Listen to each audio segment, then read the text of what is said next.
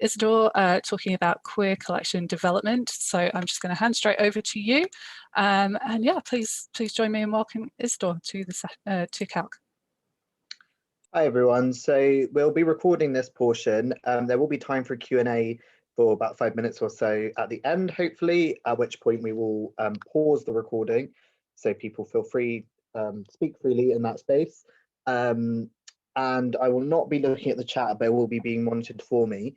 So I just ask that if people only feel free to chat amongst yourselves, but in terms of questions to me, if we just keep those to points of clarification or information and hold sort of broader questions to the end, I'd appreciate that. So what I'm speaking about today is quite specific. So rather than the practice of queer collection development in general, I'm just going to give a small insight into a particular project of this that I did. So I run a small library called Book 28 Library, and we're based at the Outside Project. So I'll be talking about more of that context first of all. I'll give an overview of some of the research that I did, and also the method that I used in actually writing the policy, and the areas identified for consideration, some of the samples of the reflections that I made while I was writing the policy, which was part of the method. And hopefully there'll be a little time for questions at the end. I have a bibliography. The full research project is available online, which I will share in these slides and at the end. And yeah, so if you want to see more of what I did, you can go there. So Book 28 Library has two main projects. One is that we run our own collection of LGBT works at the Outside Project. We also work for better queer service in public libraries, and at the moment that basically means advocating against cuts and closures. We always say there are no queer books in a closed public library, and often we find voluntarized libraries disproportionately impact negatively on LGBT people. So this project was concerned with the aspect where we were running our own little library at the Outside Project, Homeless Centre and Community Centre. So we're looking at the values that we had going into writing up a collection policy. So we'd previously decided that we had these key values of intersectional, accessible and public. So collaborating with the full spectrum of LGBT communities, and also, sorry, books was one of our values as well, accessible and public. And then within the research method I did, I first did some literature reviews, two main ones. The first one was collection focused, and this was basically to look at what research has there been on LGBTQ information needs, LGBTQ collection development. Those two kind of go hand in hand. So I'm talking about collection development, information needs. I'm talking about how you decide which books you should have in a library collection, when they should leave, how they should be treated and managed when they're in there, where they should be sourced from, everything to do with the collection, and information needs of what people generally want and need from library collections and libraries. And I also did a second literature review looking at the history of collection development and what things go in a collection development policy generally. What areas should they address? Should they talk about things like censorship and politics? There's a real paucity of research on LGBT information needs and collection development, and what research there is very heavily biased to the most visible and privileged members of the community. It's mostly based in the US and Canada, and focused on small samples of white, cisgender, gay and lesbian people. Some of that is starting to change. Another key piece of context is I did this research project as my dissertation for my cityless library science MSc, and that had certain limitations put on it. For example, I wasn't really able to work with human research subjects in terms of interviewing people about their information needs, which I might otherwise have done. So when I instead looked at what other people had researched, this is a little quick overview of what the landscape looks like. So pre-1990s, you get occasional entries on queer information needs and collection development. For example, there's Berman in 1981 in The Joy of Cataloguing, mentions gay and lesbian access to information and the need and desire of LGBT people to find information that relates to their own lives. But these are kind of few and far between and tend to crop up incidentally. Then in the 1990s, you see the first kind of, in the literature, sort of coherent writing about this, at least in the space of formal academic writing. So for example, in 1992, Greenblatt and Goff collected what sort of few essays they were in the literature into gay and lesbian library service. And you also have some studies such as Coming Out, The Information Needs of Lesbians by Creelman and Harris, and that was in 1990. I apologize that this is actually the wrong issue of Public Libraries magazine because I couldn't get the right issue, but in the year 2000, Joyce in Public Libraries magazine published the first, what's called the first significant literature review, saying about what people had written about libraries and LGBT people, but she actually explicitly just focused on lesbian, gay and bisexual, and in reality, mostly on lesbian and gay people. So that's kind of the trajectory in the 20th century. So you have a few things cropping up, a first literature review, one or two collections. In 2010, there is a more comprehensive literature review from CALC, which was included in the third edition of the Library and Information Sciences Encyclopedia, in which he kind of pointed out a lot of the issues and the gaps in the literature and did a very thorough review of everything that had then also been done in the 10 years. He says at that point there have been a dozen or so research projects only into anything to the LGBT people and libraries in terms of formal research in the LIS academic field. But this also marks a turning point when things start picking up. So Greenblatt comes back again with an updated book serving LGBTIQ library and archives users. And this time there's a heavy focus in the essays on looking at those previously overlooked groups such as bisexual information needs and intersex information needs. You also then in rapid succession get things like the Feminist and Queer Information Studies Reader, which again CALC worked on. And then from 2015 onwards, you see many more of these appearing, such as the Queer Library Alliance book and LGBTQ plus librarianship in the 21st century. So I would say in the last 5 years, there's been a much more of an increase in LIS in looking at this area. This is also an area in which people often write master's dissertations that are not then published, and that information is not always disseminated widely.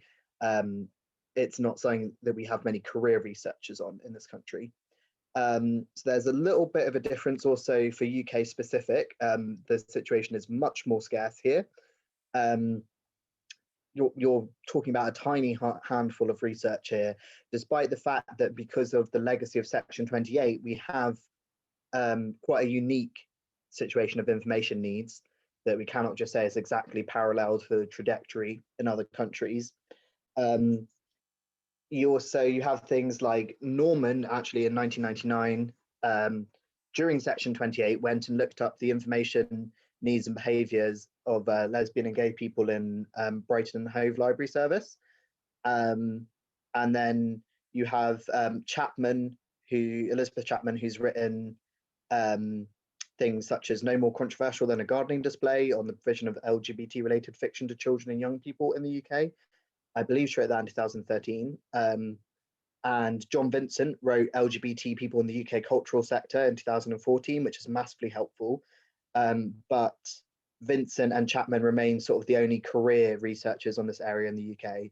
And then you have more recent developments like Silip having the LGBTIQ network that started in 2020 and right at the beginning of 2020, end of 2019. And alongside all this literature, there have been ongoing professional developments. So for example, the American Library Association is the oldest professional LGBT association, and that was started in 1970, and they've been doing lots of work in the US and lobbying. We have previous professional movement in here in the UK, and things like IFLA in, I believe, about 2013, starting a LGBT special interest group. So that's sort of an overview of where the research is. So although it is maturing and you're starting to see more literature reviews, sort of more intersectional and rigorous study, there's not a huge amount there, especially when you look at the UK specifically. So given that literature, I was then looking at what method I could use to write my information, my collection development policy, and to kind of research the best practice in this. So I used practices research, and I followed the kind of method laid out by someone called Bigham in a 2017 research guide. And this is normally for people working in the arts. So it assumes there's an artifact that you're going to create, which could be a painting or a sculpture. In this case, it was the collection development policy. And that during the process of creation, you have a critical commentary on how you are creating it that might refer back to a literature review, and that gives reflective insights into the decisions you're making at key points. And this is part of the idea here, is it makes transparent the different discourses and issues that are influencing a researcher in their subject. I found this really useful in collection development, because often you might go on a library website or something and just see the end policy, but you don't see the debates and should we have this, should we have that, and what should we include, and how they reach that endpoint. And in general in this, there's often a gap in libraries between the research and the academy and the actual library workers and the everyday practice. So being able to kind of link those two, of what are we going to practically do in this library at this community centre to make this an LGBT library, with the kind of looking at the academic research, was really useful. So I did an overview of the literature, and that was kind of acted as my reference framework, so that while I was filling out these reflection in action, so while I was writing the policy, I could say, okay, what does the literature say on information needs in regards to this issue, and kind of reflect afterwards as well on my reflection on action. So there were limits on this method. Obviously, the pandemic hit partway through, which had all sorts of issues. Due to the size and the timeline of the course, I wasn't really able to do the necessary ethical sort of framework needed to collect data directly from the community. So I was relying on other people's previous surveys. But what it yielded at the end was just a first step of this sort of almost a draft collection development policy that then we as a library group can move forward with. So I'll show you some samples here. So these were sort of the areas for consideration that I identified of collection development policies tend to talk about these things, or people think you should talk about these things. So some kind of introduction to the library, who you are and the history of the collection, the mission, the goals, how you decide what books come in, so that selection, your priorities, sort of types of material you might prefer. I also looked at some other LGBT specific ones, such as the Queer Zine Libraries Collection Development Manifesto. Somewhere in here, you probably want to have a statement on political neutrality and censorship, acquisitions, how you organize the collection, how they can be accessed, and how you dispose of them. So I then worked through each of these sections and said, what should our policy be for our library with reference to that literature, and kind of kept a reflective log. So here's a sample from my introduction section. So this was in defining the user community. And as part of that, that also meant defining the collection, you know, who is the LGBT people this library is for, and what are LGBT books that they might want. So it kind of felt inevitable to grapple with some kind of who is LGBT, or who counts, as it were, or to purposely reject grappling with it. It was really useful for me at this point to speak to trans literature researcher and poet and writer Harry Josephine Giles, who has often rejected this kind of very granular identity obsession tendency in LGBT communities. But I also felt like if I said we're not going to worry about that, that would also be an active decision to reject that. We are somewhat able to let our user base at the library self-define. So the Outside project is advertise itself as an LGBTIQ plus centre. People who turn up there know that's how it's defined. We don't ask, what's your identity, who are you when they walk in. We just assume either you belong to one of those groups or you're otherwise fine with being here. So that's fine. And then those people then use the library. But this is a little more difficult when it comes to areas of deciding which stock areas should we develop in order to meet community needs, because that is a very active, purposeful, pre-planned decision. So for example, should we go out of our way to have a section on kink? And if so, how much of our resources should be dedicated to that? Other people like the Queer Zine Library have more space for self-definition in that, because queer zine creators choose to donate their zines to QZL, and they read about the library's remit, and then if they feel that applies to them, they can donate their zines. So for us, since we don't really do it from donations, we go out and pick the books and say what areas we're covering. We in some ways need to have some framework for which areas we were sort of counting, again, as difficult as that is as a term. So we landed on I say we because even though I wasn't able to formally survey people, obviously I was still actively running the library and talking with the team and talking to people around me, and often they informed those reflections that then went into the log. So we had a very loose definition of sort of who we felt was sort of LGBT and the LGBT literature, which was people who were marginalized because they do not fit social expectations of what a man or a woman should be, or how men and women should relate to one another. And we include in that people rejecting the concept of either man or woman. We then, which I'll come on to later, the cat in the background there, sorry, had also some other criteria that might apply to some groups more than others. So for example, we favour material that we feel likely would have been suppressed under Section 28. And that tends to be people in what's perceived as a same gender relationship. And that won't necessarily apply to every other aspect of that, if that makes sense.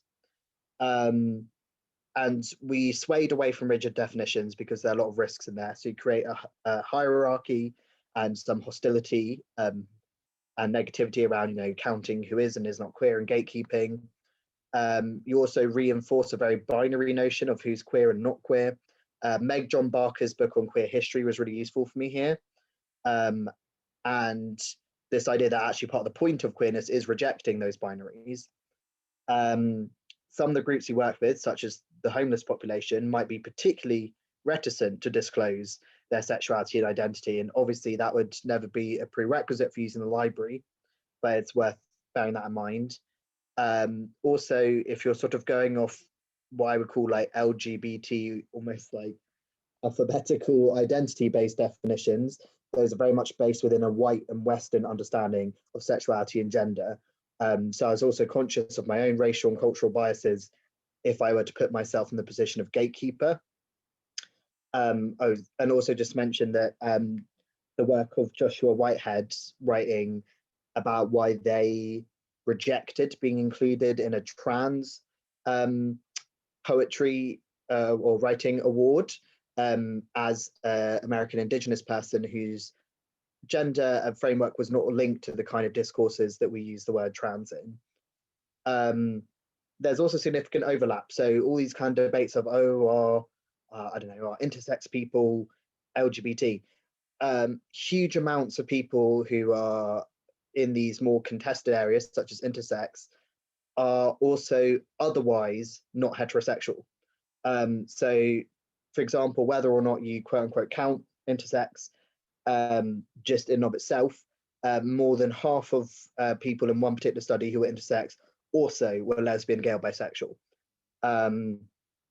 And although different groups may face different oppressions, and that is true and something we acknowledge, we also have other countervailing priorities that kind of balance out the collection. Yes, the cat is probably judging you. And so to give you another example here, so sort of trying to decide our areas of emphasis, how could we be most useful?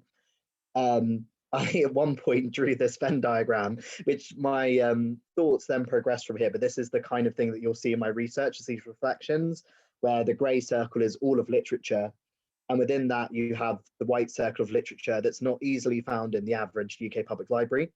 And then you have sort of pink or literature as that considered queer. And I gave the example of something like Orlando.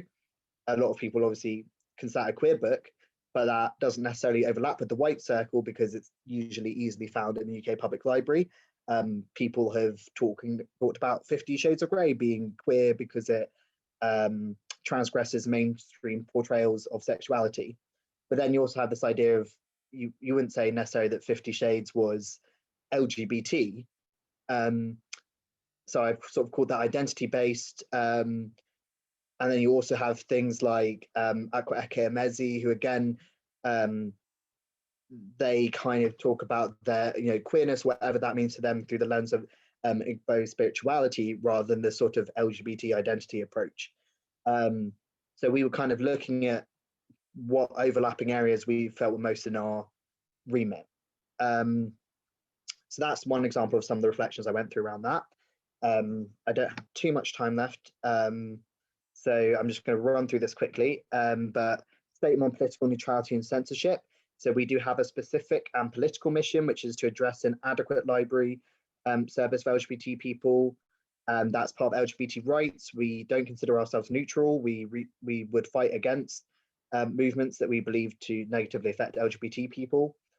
We don't want to perpetuate harm by sharing materials that are harmful to marginalized groups, such as racially marginalized queer people. But we also don't want to erase the fact that harm has existed in queer literature or be the judges of where to draw the line. And so we kind of, in our policy, present the fact that we're dealing with those conflicting factors. And we do things like we have a community trigger warning system where there's some paper in the back of the books where people can write their own trigger warnings and notes to each other, which we aren't the sort of arbitrators of. We also use these evaluative criteria, which are not meant to be a hard in or out, but rather a way of, if there's a real crunch situation, such as we have a small amount of budget and we're balancing all these different factors, to kind of step outside ourselves and our own biases for a moment and actually just turn them into something of a score. Again, this wouldn't be the only deciding factor, but kind of going through and asking ourselves questions which connect to areas that we have identified that we want to amplify. There are more of these. Again, this is all available online along with our complete collection development policy.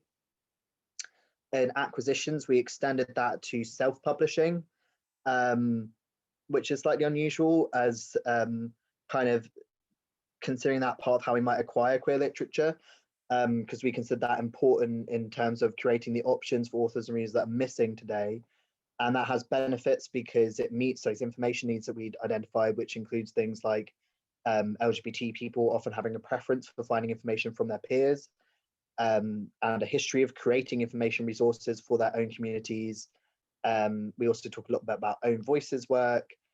Creators often gain from sharing or testifying and telling their own story.